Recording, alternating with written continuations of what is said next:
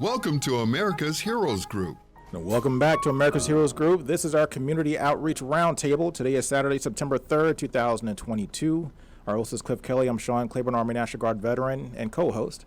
Our executive producer is Glenda Smith, and our digital media producer is Ivan Ortega of Scouts Arnold Productions. And we have a panelist on the line with us. She is Dr. Annaliese Cothron. She is the co-founder and executive director of the American Institute of Dental Public Health, AIDPH. And she wants to talk about the mission, purpose, and agenda of the American Institute of Dental Public Health. How are you doing today? Hi, I'm doing well. Thanks so much for having me. I'm very excited to be here. Our pleasure. So tell us, what is the main goal and mission of what you've accomplished to create this foundation, and also to what are the things that we need to know about dental health? Because I know that's something that's overlooked often and is not something that's commonly offered in the veterans health care system and even things like Medicare. So what do we need to know? Yeah, thanks for asking that question. I found that a lot of people don't understand that veterans aren't accessing dental care. Part of what we do here at AIDPH is focus on the science and research of dental public health. And so that's really where we focus our efforts in terms of supporting veterans to get access to dental care. And when we started this work, working specifically with veterans about a year and a half ago, I asked myself those questions, right? So what do I know? What do we not know? And I found out that we didn't know a lot. And that's because most veterans don't have access to dental care through the VA. 85% of veterans are not eligible for dental care through the VA. And of the 15% who are eligible, only a third actually utilize their benefit. So what that means is a lot of veterans are, one, not able to get care through the VA, and two, if they do get care through the VA, we know that they're not utilizing it because there are a lot of barriers to even getting into that care. And so our mission has really focused for the past year and a half on understanding what the barriers are to getting dental care, understanding the opportunities to improve access to dental care for veterans, and then figuring out how we can work with veteran service organizations to really help veterans advocate for themselves. That includes policy, that includes, for us, working with dental providers so that if you're seeing a veteran in the community in your private practice clinic, how you're able to provide them more culturally competent care. And so that's really where we've focused, both working with veterans and then, more importantly, working within just in the broader veteran community, looking at marginalized and historically excluded populations like rural veterans and LGBTQ veterans, and figuring out how we can kind of address their needs and also use our research to answer more questions and ask more questions. So what are the barriers? Who is eligible to get dental care in the VA system today? That is really complicated. And actually what our research has told us when we asked veterans last year, do you understand if you qualify for dental care through the VA? 42% of veterans said they didn't know.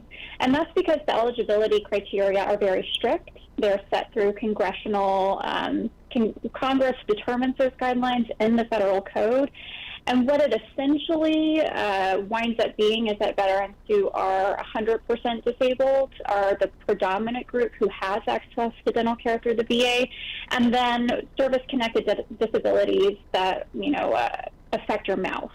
So it's a very limited number of veterans who can access dental care through the VA. And unfortunately, what we found is a lot of veterans really don't understand, even if they do have access to that dental care, and what it could truly mean for them.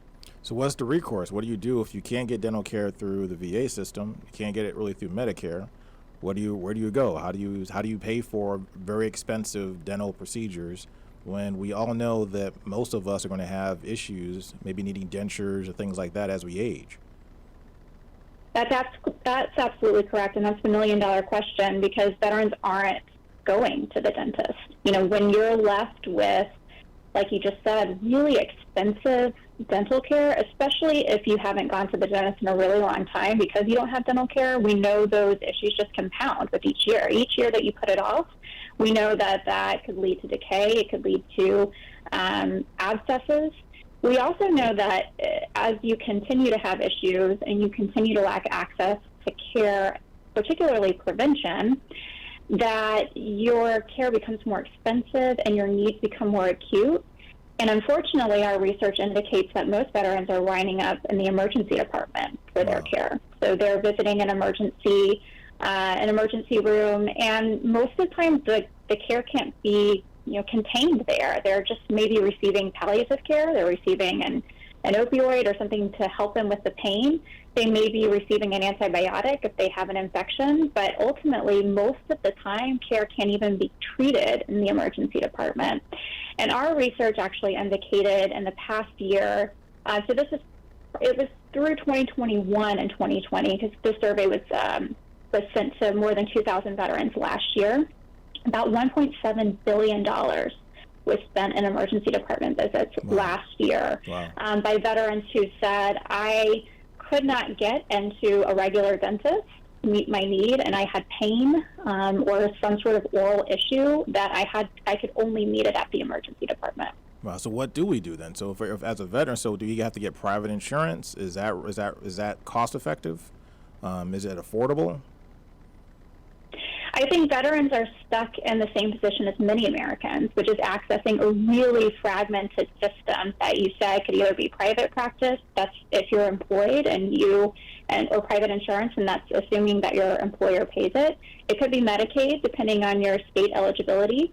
Some states have actually had carve-outs for veterans. Oregon just successfully passed a bill last year to provide more care in their state Medicaid system for veterans to get dental care. Or you're just simply left paying out of pocket, working with charitable care and foundations to provide access to veterans. But the options are limited. One option that I have found since working on this issue that a lot of veterans don't know, and it's really interesting because when I work with veteran service organizations and I mention the VA DIP insurance program, a lot of them say, oh, I've never even heard of that. So the VA does have what's the VA dental insurance program that's available to veterans as a private practice or private insurance option. The premiums are lower for veterans, which is great, and a lot of veterans do qualify. It's a really underutilized program. There are certainly some limitations in the type of care that can be covered through that, but it's an option for veterans to explore. I know through the course of my work with veterans, I've heard this a lot, where can I go, what can I do? And we like to promote the use of FQHCs, or federally qualified health centers. And those are health centers that are subsidized by the federal government, and they offer care at a sliding scale or completely free. Not every FQHC has a dental component, but a lot of them do. And so you can actually go to hrsa.gov and go to the Find a Health Center website, and you can look up one that's close to you. But I do want to say the caveat here is that it is limited. The options are limited. And unfortunately, we know that veterans are actually experiencing more issues than non-veterans because of connections to military service. We know that veterans actually have higher rates of chronic disease conditions like heart disease and diabetes, and that those disease conditions in particular are actually exacerbating oral health. We know that those have connections. So if you have poor oral health, you probably are poorly managing those diseases, and vice versa. We also calculated in our research that if we were just able to give veterans more effective care through the VA, which happens to be the largest integrated healthcare system, so that they can meet the medical and oral healthcare needs of veterans, we could be saving about $3.5 billion annually in diabetes management and $2.1 billion annually in heart disease management. And so if we're combining heart disease and diabetes and avoided emergency department visits, that winds up being about a $7.3 billion annual cost savings. That works out to be about 4.5 times the budget of the VA last year for dental services. So I think there's a lot of opportunities to expand eligibility. And while we're waiting on that to happen, there are some outlets for veterans to seek dental care. I know there's one locally in Chicago that we work with, the Aspen Group. They work with veterans and provide really comprehensive healthcare services. But unfortunately, veterans are left with this very disjointed system, trying to pay for care out of pocket, trying to find this infrastructure that often doesn't exist. And we think that that's inequitable. We think that veterans deserve equitable oral health care, and that's our job, and our mission is to do what we can to advance that. Great. I think it was great you mentioned the Aspen group, because I know every year they have a 1 day. I think it's on Veterans Day, I believe. Not Veterans Day. It can't be Veterans Day, but somewhere it might be Memorial Day, I think, where they do a day where they give free dental care to all the veterans across the country, which I think is remarkable and also something that's highly anticipated by a lot of veterans, because the waiting list fills up so quickly because people haven't had dental care in a long time, and that's one of the things that everyday people we forget about. We forget about taking care of our teeth. We brush our teeth every day, and then that's basically it.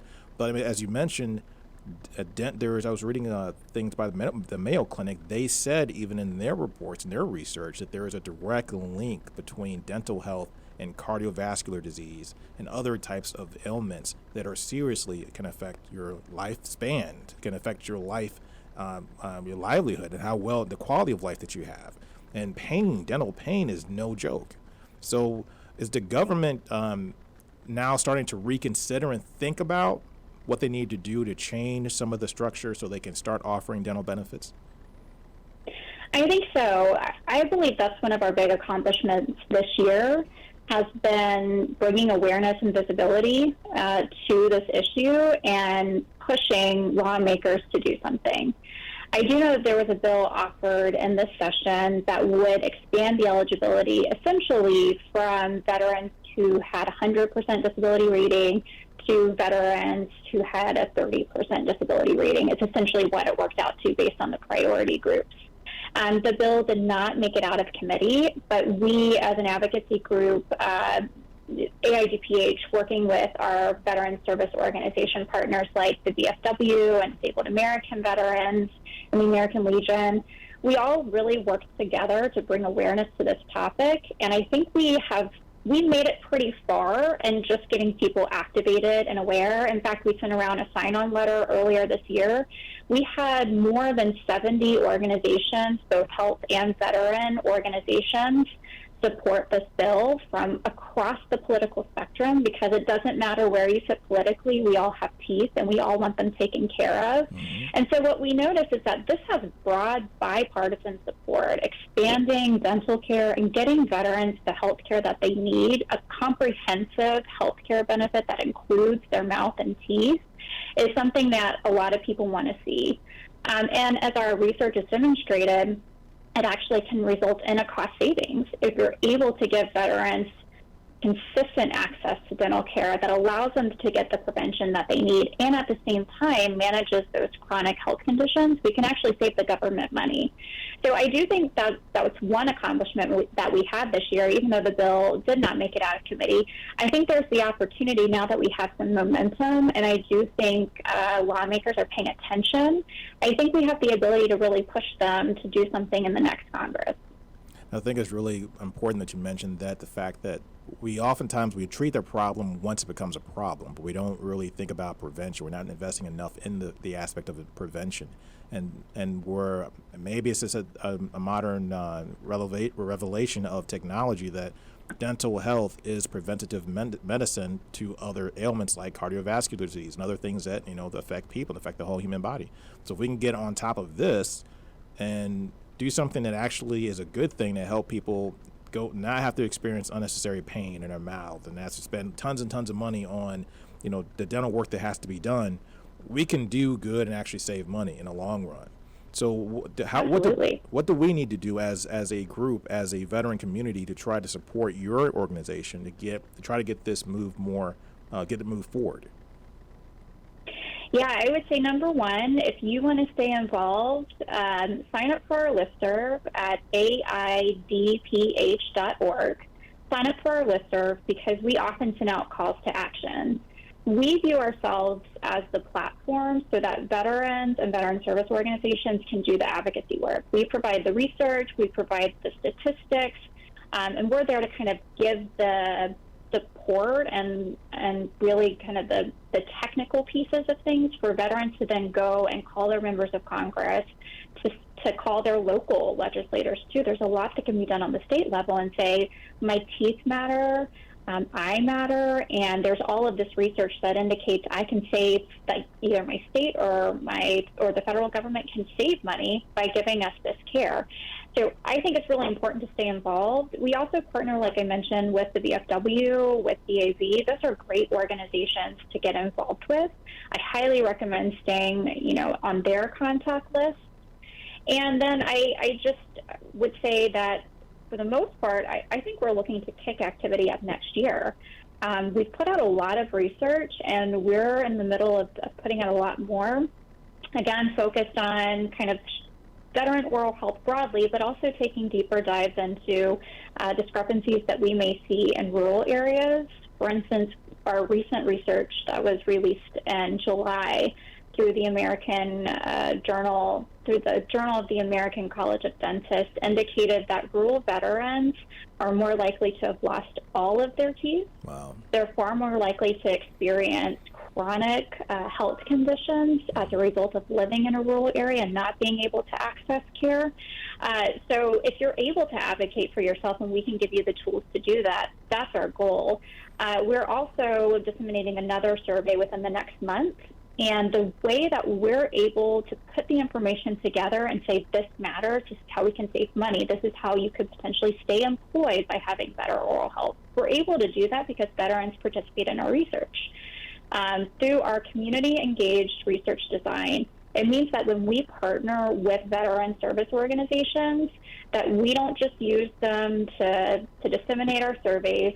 It's a true, transparent, shared power, shared data process where veteran service organizations get exactly, they get all of the data, we give them, and we work together on insights. And so participating in our surveys and our data collection means that you're ultimately helping yourself because we give the tools right back to the veteran community once we're able to analyze the data so that you have the tools in your hand to go and tell your decision makers to fight for you.